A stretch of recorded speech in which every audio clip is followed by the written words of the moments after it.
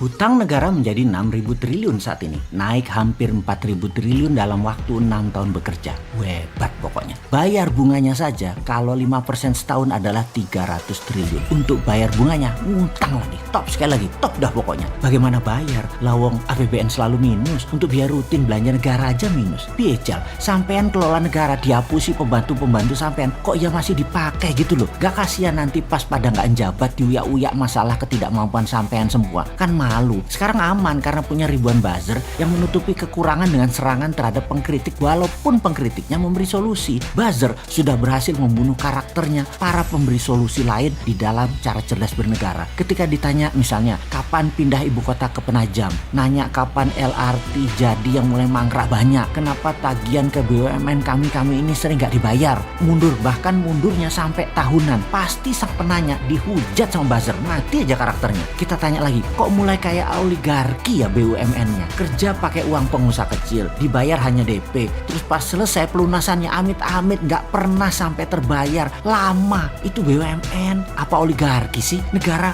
ngutang terus lagi solusinya saat ini di dalam APBN. Lalu supaya nggak ngutang, mulai ada wakaf tunai berbungkus syariah, dan yang jadi pengurus syariah adalah mereka yang dekat istana yang akan digadang jualan dirinya untuk bisa jadi presiden di 2024. Yang tujuannya adalah siapapun pejabat saat ini nantinya di tahun 2024 ketika nggak ngejabat, di mana temennya nanti yang menjabat, mendaratnya supaya mulus atau soft landing. Jadi ketika tidak menjabat nanti hidup mereka enak, supaya kegagalan masa lalu di cover sama pejabat nanti yang memang orangnya mereka juga. Jadi sudah harus didesain walaupun masih 4 tahun lagi siapa nanti calon pengganti mereka. Seru ya. Dan mulailah dengan menggunakan pencitraan wakaf tunai dan syariah dan pengurus-pengurus, yaitu lihat yang digadang saat ini adalah yang selalu dapat pekerjaan berlapis-lapis agar terlihat berprestasi dengan berbagai fasilitas. Dalam hal wakaf tunai, ekonomi syariah, nama Erik, Sri Mulyani, Puan dimainkan. Lalu nama pejabat seperti Erlangga dan beberapa pemain lain adalah mereka yang akan digadang-gadang di 2024. Ini semua dikaryakan. Ini bagi rakyat.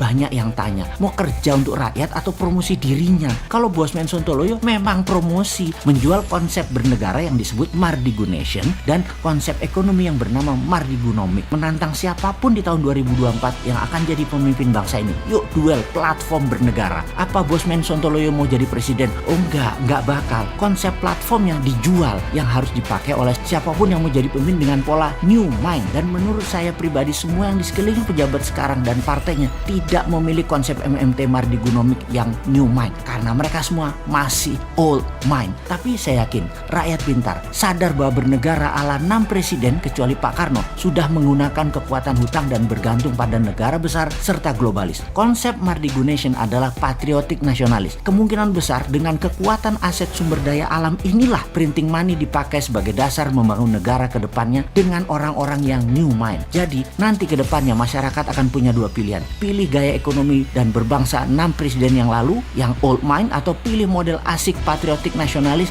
yang menjadi platform Bung Karno namun versi new mind. Tahun 2024 adalah tahun digital politik. Kuatlah kalau lewat udara Mardigunation ini. Masih 3 tahun lagi melawan pejabat sekarang, siapa yang bisa menang dalam kenyataannya? Mardigunation memprediksi ekonomi syariah, wakaf tunai, BUMNisasi, SWF versi ngutang yang sekarang digarap tidak akan membuat ekonomi terbang, bahkan tidak akan membuat Indonesia menjadi berdaulat. Bukan pesimis, bukan ngeledek, tapi karena orangnya ya dia lagi. Otaknya all mind dan grand plan-nya tidak membumi. Wah, salam dah.